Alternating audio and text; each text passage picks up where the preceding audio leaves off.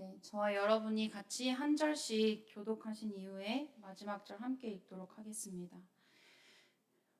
여인이 과연 잉태하여 한 해가 지나 이때쯤에 엘리사가 여인에게 말한 대로 아들을 낳았더라. 사람의 하루는 추수꾼들에게 나가서 그의 아버지에게 이르렀더니 그의 아버지에게 이르되 내 머리야 내 머리야 하는지라. 그의 아버지가 사환에게 말하여 그의 어머니에게로 데려가라 하매 곧 어머니에게로 데려갔더니 낮까지 어머니의 무릎에 앉아 있다가 죽은지라. 그의 어머니가 올라가서 아들을 하나님의 사람의 침상 위에 두고 문을 닫고 나와 그 남편을 불러 이르되 청하건대 사환 한 명과 나귀 한 마리를 내게로 보내소서. 내가 하나님의 사람에게 달려갔다가 돌아오리이다 하니 그 남편이 이르되 초 하루도 아니요 안식일도 아니거늘 그대가 오늘 어찌하여 그에게 나아가고자 하느냐 하는지라. 여인이 이르되 평안을 비나이다 하니라. 사내게 이르되 물거라. 내가 말하기를 아니하거든 나를 위하여 달려가기를 멈추지 말라 하고 드디어 갈멜산으로 가서 하나님의 사람에게로 나아가니라. 하나님의 사람이 멀리서 그를 보고 자기 사원 게하시에게 이르되 저기 수넴 여인이 있도다.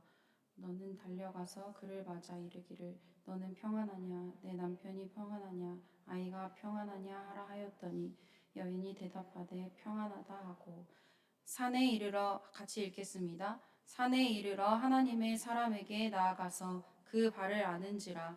게하시가 가까이 와서 그를 물리치고자 하매 하나님의 사람이 이르되 가만두라. 그의 영혼이 괴로워하지만은 여호와께서 내게 숨기시고 이르지 아니하셨도다 하니라.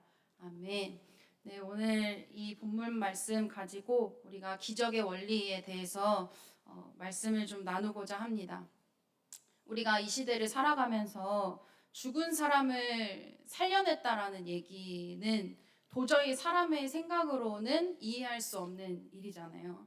근데 놀랍게도 성경 곳곳에는 어떻게 죽은 사람이 살아났던 사건들이 기록되어져 있습니다. 그래서 우리는 기독교가 더욱이 생명의 종교라고 이야기를 하고 하나님의 말씀이 살아있다라고 고백을 하며 하나님께서 살아있다라고 우리가 하나님을 찬양할 수 있는 것입니다. 그런 것처럼 오늘 본문에서도 수넴 여인의 아들이 죽었다가 선지자 엘리사의 기도를 통해서 하나님의 능력이 임하고 다시 살아난 내용을 가지고 있습니다. 여러분, 기적은 어떤 일을 사람이 증명해 보일 수 없을 때 기적이라고 표현을 합니다. 성도인 우리들은 이 주권이 하나님께 있음을 고백하면서 또로 살아가게 되는데요. 그렇다면 하나님의 능력을 바라면서 살아가는 우리가 어떤 기적의 태도와 원리를 가지고 또 생각하고 살아가야 되는지 오늘 본문에서 수넴 여인과 엘리사를 통해서 깨닫기를 원합니다. 첫 번째는 기적은 문제를 영적으로 해석합니다. 수넴 여인은요, 엘리사를 극진히 대접하던 사람이었어요. 그 당시에 갈멜산과 이스라엘을 왔다 갔다 하면서 계속 왕래해야 되는 그 엘리사의 상황을 보고 수넴 여인은 올 때마다 먹을 것을 대접하고 잠자리를 내어주고 쉴 곳을 마련해주고 물도 줬어요. 근데 더군다나 나중에는 자신의 집 어딘가를 쪼개어서 그 엘리사가 올 때마다 쉴 수 있는 자리까지 내어주었단 말이에요. 그것을 보고 엘리사가 감동을 받은 거예요. 그래서 너가 필요한 게 무엇이냐? 근데 저희는 필요한 게 없습니다. 저희는 종도 있고 어느 정도 살만합니다. 그래서 저희는 괜찮습니다. 근데 이 여인에게 아이가 없다라는 사실을 게하시를 통해서 알게 돼요. 근데 이 아이가 없다라는 이 시대에 아들을 못 낳아서 살고 있다라는 것은 그 여인에게 굉장히 수치스러운 일이었다고 합니다. 근데 그럼에도 불구하고 수넴 여인은 그것이 자신의 부족함이라고 여기지 않고 계속해서 하나님의 사람 엘리사를 섬기면서 자신에게 맡겨진 일을 감당하며 살아가고 있었어요. 그래서 엘리사가 이 수넴 여인에게 약속을 합니다. 1년 뒤에 너의 태에서 아들이 나게 될 것이다. 수넴 여인의 반응이 어떠했을까요? 이미 남편은 너무 늙어서 자녀를 낳을 수가 없는 상태에 이르러 있었는데, 그래서 수냄 여인은 심지어 엘리사에게 거짓말을 하지 마세요. 거짓말 치지 마세요. 어떻게 저한테 태가 일어납니까? 그럴 수 없습니다. 저는 자녀를 낳을 수 없는 몸입니다. 하지만 엘리사는 수냄 여인에게 약속을 하죠. 1년 뒤에 너에게 아들이 생길 것이라고. 그렇게 1년 뒤에 약속대로 수냄 여인은 아들을 갖게 됩니다. 자신이 바라지 않았던 자녀이지만 자녀를 낳을 수 없었던 상태로 여기고 포기했었던 상황에서 자녀가 생겼으니 그것이 얼마나 기뻤겠어요? 얼마나 사랑스러웠겠어요? 그렇게 아들을 사랑하고 살고 있었는데, 어느 날 이 아들이 밖에 나가서 아버지의 일을 도우러 나갔다가, 아이고 머리야, 19절에 보면은, 심지어 여기 말씀 19절에 보면 아이고 머리야 이렇게 이 개역 개정에는 아이고라는 표현은 안 나오는데, 쉬운 성경이나 새번역이나 이전 번역 성경을 보면 거기에 아이고라는 표현이 나오거든요. 그렇게 고백할 정도로 머리야 하다가 애가 픽 쓰러지게 된 거예요. 두통을 앓다가. 그래서 어서 아버지가 종에게 말해서 어머니에게 데려가라. 그래서 엄마 품에 있다가 그대로 갑자기 죽게 된 거예요. 이 수냄 여인에게 당한 이 일이 얼마나 황당한 일입니까? 자신이 그렇게 한나처럼 자신이 엄청나게 기다리고 애원하던 자식이었나요? 그렇지도 않았어요. 어느 날 갑자기 하나님의 축복으로 주시기로 약속했던 자녀인데, 그 축복으로 받은 자녀인데 이 자녀가 두통을 앓다가 갑자기 하루아침에 죽는다니요. 수냄 여인은 전혀 이 슬픔을 어떻게 해석할 수조차 없는 상황에 있었을 것입니다. 근데 이 여인의 태도가 너무 놀랍습니다. 성경의 말씀대로 보면 바로 이 아들을 하나님의 사람의 그 방으로 데려가서 그 침상에 누이고 문을 닫고 당장 엘리사에게 갈 준비를 하게 됩니다. 여러분들이 만약 자녀를 잃으셨다면 그럴 정신이나 있을까요, 우리가? 감히 상상할 수 없는 일인데, 이 수냄 여인이 심지어 더 나아가서 남편에게 가서 이렇게 이야기를 합니다. 종이랑 나귀 한 마리를 나에게 좀 주십시오. 내가 지금 하나님의 사람에게 가야겠습니다. 전혀 다급해 보이지도 않는 거예요. 남편이 무슨 일이 있냐라고 말하는 게 아니라 안식일도 아니고 초하루도 아닌데 지금은 그 선지자를 만나서 예배를 드릴 때가 아닌데 왜 가려고 하느냐. 하지만 이 여인은 딱 한마디만 하고 떠나게 됩니다. 샬롬. 평안을 빕니다. 아무 일도 없을 것입니다. 걱정하지 마십시오. 이런 의미를 가지고 있는 샬롬이라는 인사를 하고 수냄 여인은 말 한 피를 가지고 나귀 한 마리와 그리고 종 한 명과 같이 엘리사가 있는 갈멜산으로 떠나게 됩니다. 근데 이 여인의 마음이 샬롬이라는 고백과는 좀 달리 이 몸은 너무나도 다급하게 뛰고 있었어요. 40km나 되고 있었던 그 거리를 24절에 보면, 오늘 본문 24절을 읽어보면 이 나귀에게 안장을 지우고 자기 사안에게 이르되 몰고 가라. 내가 말하지 아니하거든 나를 위하여 달려가기를 멈추지 말라 하고. 다르게 말하면요, 내가 말할 때까지 천천히 가지 말고 계속해서 달려라. 이 수냄 여인의 마음이 이곳에서 나타나고 있는 것입니다. 평안이라고 인사는 하였지만 이 수냄 여인이 가지고 있었던 액션은 너무나 급했어요. 당장 그 하나님의 사람 엘리사를 만나는 것에 급급해져 있었어요. 그래서 쉬지 않고 천천히 달리지도 않고 멈추지도 않고 그 40km나 되는 길을 달리고 또 달리고 또 달려서 저 멀리 엘리사를 만나게 됩니다. 갈멜산에 도착을 하고 엘리사가 수냄 여인을 보게 되었을 때 게하시를 먼저 앞장 세워서 그 여인을 맞이하라라고 하잖아요. 그 맞이하는 게하시를 뒤로 한 채 달려가서 수냄 여인이 했던 행동은 엘리사의 발을 붙잡고 엎드렸어요. 그때가 돼서야 수냄 여인은 자신이 참고 누르고 있었던 슬픔이 다 터져 나오게 되었어요. 그냥 울기만 했어요. 그 발목을 붙잡고 엉엉 울면서 제발 도와달라고 상황을 설명하지도 않았어요. 울고 또 울고 그 발목을 붙잡고 눈물만 계속해서 흘리고 있을 때 게하시가 이걸 보고 당황한 거예요. 선지자의 발목을 붙잡는다니. 게하시가 말리려고 하자 엘리사가 말리지 말라고, 이 여자에게 엄청난 공경에 처한 일이 일어난 것 같다. 하나님께서 이 일을 나에게 숨기시고 이 여인에게 어떠한 일이 일어난 것 같다 하고 그냥 둡니다. 여러분, 우리가 인생에서 내 머리로는 해석되지 않는 일들이 일어날 수 있습니다. 내가 아무리 해결하려고 해봐도 내가 해결할 수 없을 만큼이나 힘에 부치는 일들도 일어날 수 있고, 와, 어떻게 이런 일이 일어날 수 있지? 왜 갑자기 이런 일이 일어나게 되지? 하는 사건들이 우리의 삶에서 다양하게 또 생각보다 빈번히 일어납니다. 그때마다 우리가 취할 모습이 이 수넴 여인과 같이 영적인 해석력을 가지고 살아갈 수 있었으면 좋겠습니다.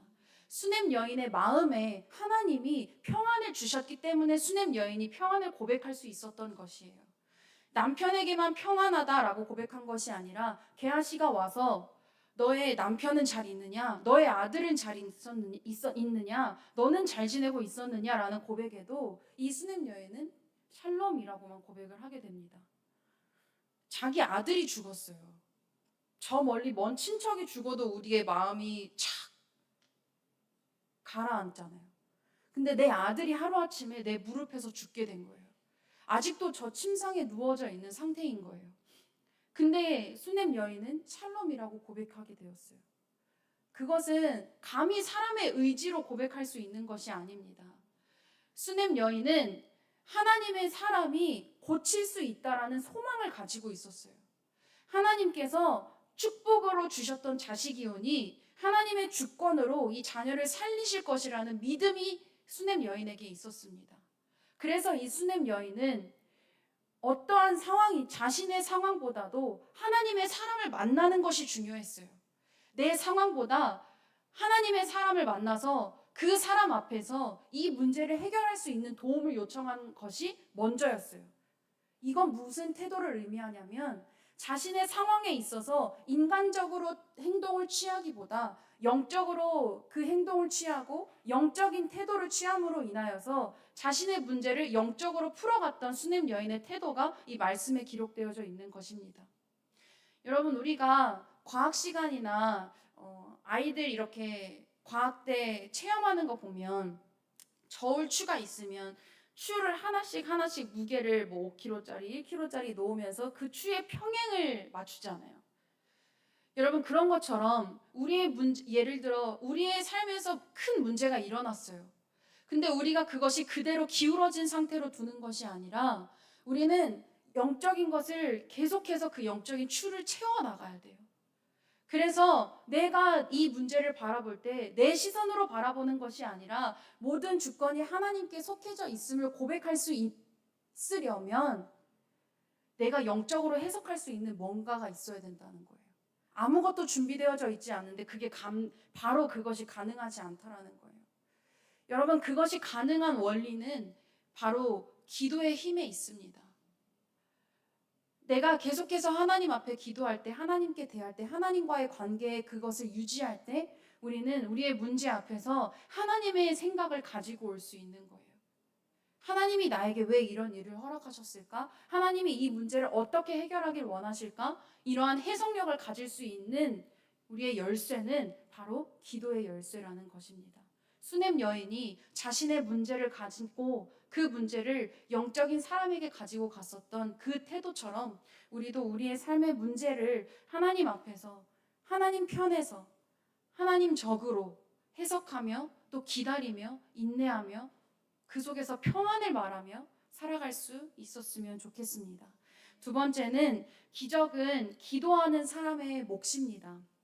엘리사는 27절의 말씀에 보면 여호와께서 내게 숨기시고 라는 고백이 있습니다. 이런 것처럼 선지자가 이 당시에 엘리야나 엘리사는 굉장히 영적인 사람이었어요. 구약시대는 우리가 알고 있지만 좀 신비롭게 하나님께서 그 하나님의 사역과 역사를 풀어내셨단 말이에요. 엘리야가 기적을 행하고 엘리사가 기적을 행하고 있다라는 것은 그 일대의 사람들이 알고 있었어요. 그래서 이 수넴 여인도 하나님의 사람 엘리사라고 고백할 수 있었던 것입니다. 근데요, 이 하나님의 사람도요, 하나님께서 그 사역과 역사를 풀어 보여주실 때에만 그 선지자의 기능을 할 수 있습니다. 감히 하나님처럼 미리 생각하고 그것을 예견하고 그것을 추측할 수는 없어요.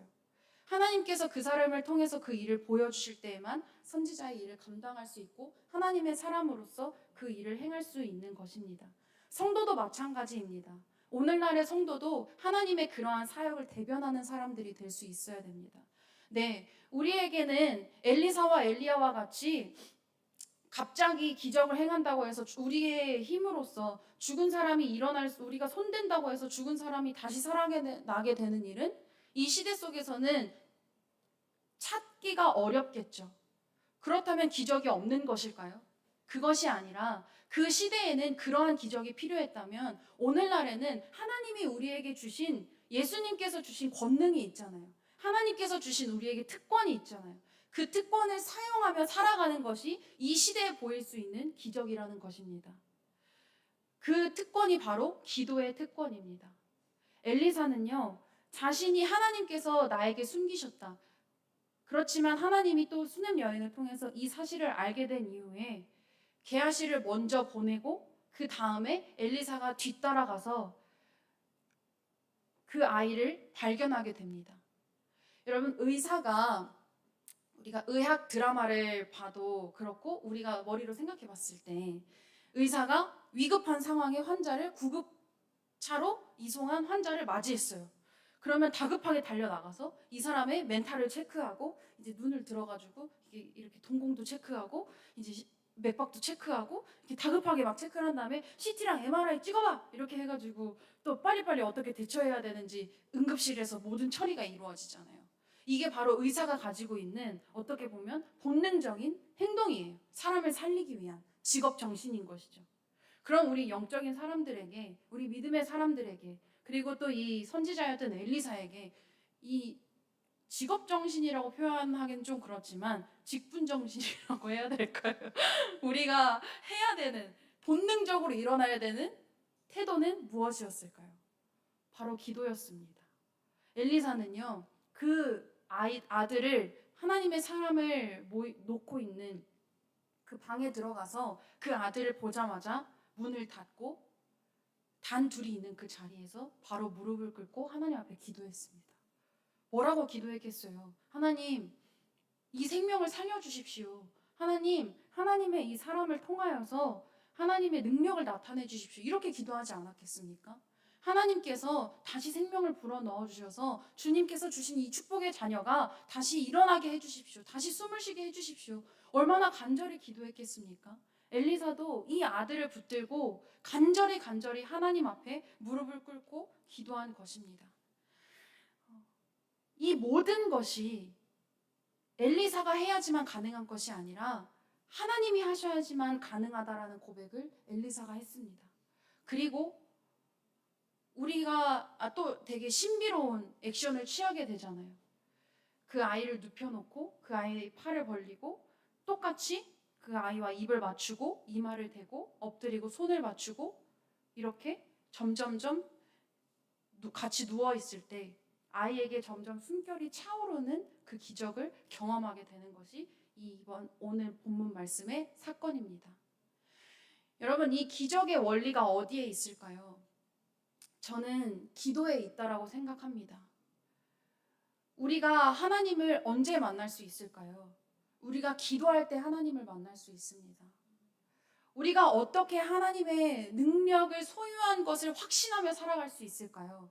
우리가 기도할 때 하나님께서 그 능력을 나타내 주시라 믿는 믿음이 우리 안에 굳건하게 세워지리라 저는 믿습니다. 인도에서 20년 이상 사역을 했던 허버트 케인이라는 선교사가 있었어요. 근데 이 선교사가 20년 동안 사역을 하다가 깨달은 게 있었어요. 그건 바로 뭐냐면 하나님이 게으른 사람을 통해서는 일하시지 않는구나 라는 것을 알게 된 거예요. 그래서 허버트 케인이 남긴 말이 있는데 무엇이냐면 하나님은 멈춰있는 자동차를 움직이시는 분이 아니라 움직이는 자동차를 밀어주시는 분이시다라는 고백을 하게 됩니다. 여러분, 이처럼 우리가 우리 안에서 갑자기 하나님의 능력을 소유하고 갑자기 하나님이 우리에게 말씀하시고 갑자기 하나님이 우리에게 권능을 부어주시고 이렇게 하나님은 일하시는 분이 아니십니다. 허버트 케인이 게으른 사람은 하나님이 게으른 사람에게 일하시지 않는다라는 고백을 한 것처럼 우리가 인생을 살아가면서 계속해서 우리의 힘으로 하면 하나님은 그냥 두고 지켜보세요. 하나님이 할 수 있는 공간도 내어주지 않는데 어찌 사람이 하나님이 그 일을 행하실 수 있겠어요? 하실 수 있죠. 근데 사람이 틈도 안 주잖아요. 다 할 수 있다라고 여전히 몸에 힘을 꽉 주고 자신이 하려고 하고 자신이 해석하려고 하고 자신이 해결하려고 하고 사람의 방법으로 해결하려고 하고 인간적인 방법을 힘을 빌려오려고 하고 이러면 하나님이 뭐 하세요? 하나님이 살아있는 분이 맞을까요? 그 사람에게는? 여러분, 우리는 그렇기 때문에 우리 마음 안에 우리의 삶에서 계속해서 영적인 운동력이 움직이고 있어야만 합니다. 멈춰서는 안 됩니다. 기도의 사역이 우리의 삶에서 계속해서 가동되어지고 있어야 합니다. 말씀을 읽는 우리의 하나님의 생각을 알고자 하는 지혜를 알고자 하는 그 열심이 계속해서 가동되어져야 돼요. 여러분, 우리가 이 성경책이 계속해서 오늘날까지 베스트셀러인 게 얼마나 우리에게 큰 자부심이에요. 우리가 성경 쓴 건 아니지만 우리가 이걸 쓴 건 아니지만 성경이 베스트셀러다 이러면 괜히 우리가 뿌듯하잖아요. 근데 우리가 그만큼 이것을 고결하게 여기고 있습니까? 이 베스트셀러라고 여기고 우리가 인생의 지침서라고 여기고 인생의 안내서라고 여기는 이 성경 안에는요, 이 세상의 지식이 줄 수 없는 지식이 이곳에 담겨 있고 이 세상이 줄 수 없는 지혜가 이곳에 담겨 있는 것입니다. 그래서 우리가 성경을 읽는 거예요. 우리가 성경을 읽을 때, 우리가 하나님의 말씀을 읽을 때 어떠한 역사가 일어나냐면 내가 하나님의 말씀을 읽다가 나중에는 하나님의 말씀이 나를 읽어가는 내가 어떤 사람인지도 보게 되고 하나님이 나를 통해 어떤 일을 하기를 원하시는지도 알게 되고 하나님이 어떻게 내 삶을 운영해 가시는지까지 다 이 성경을 통해서 읽으면 그 펼쳐지는 지혜가 놀랍게 나타난다라는 겁니다.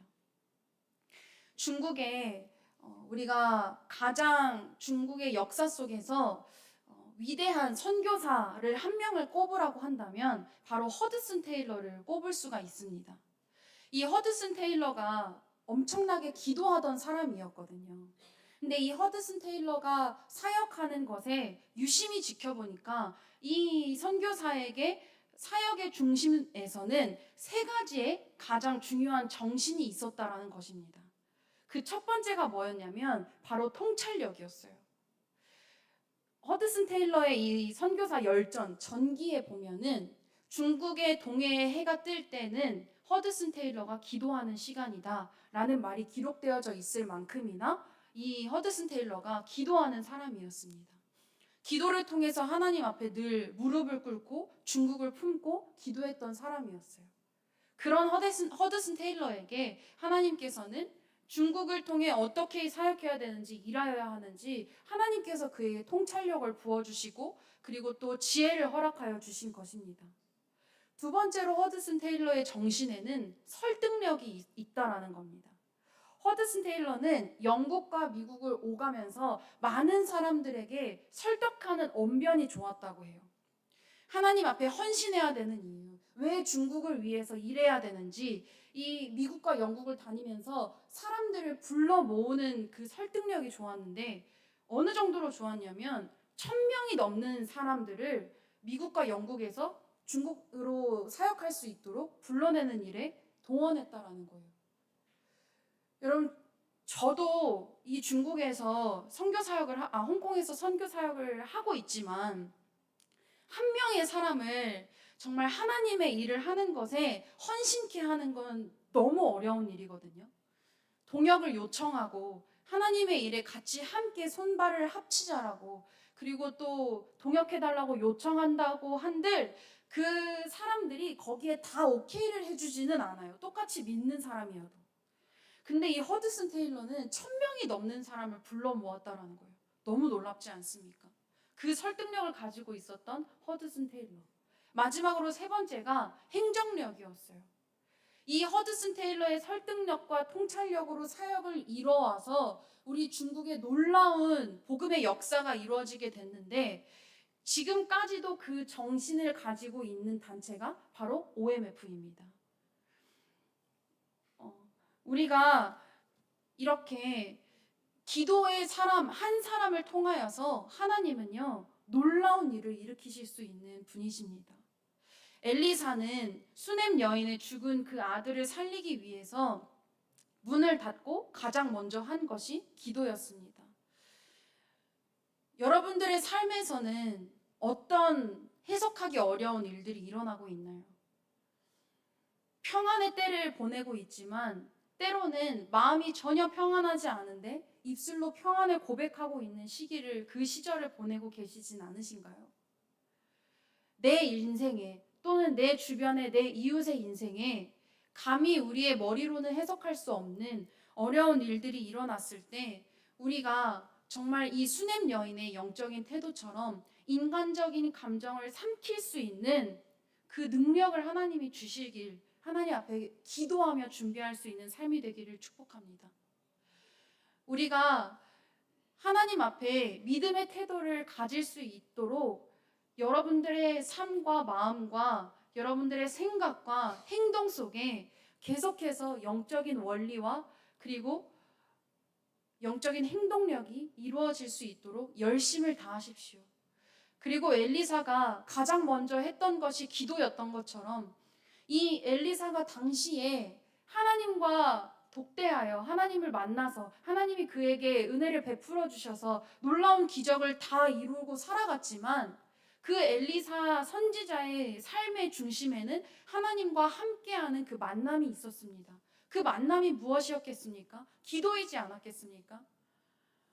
우리가 이 성경을 바라볼 때, 기적을 담고 있는 이 성경책을 바라볼 때 우리도 똑같이 기적을 소망할 수 있는 사람들이 되어야 하지 않겠습니까?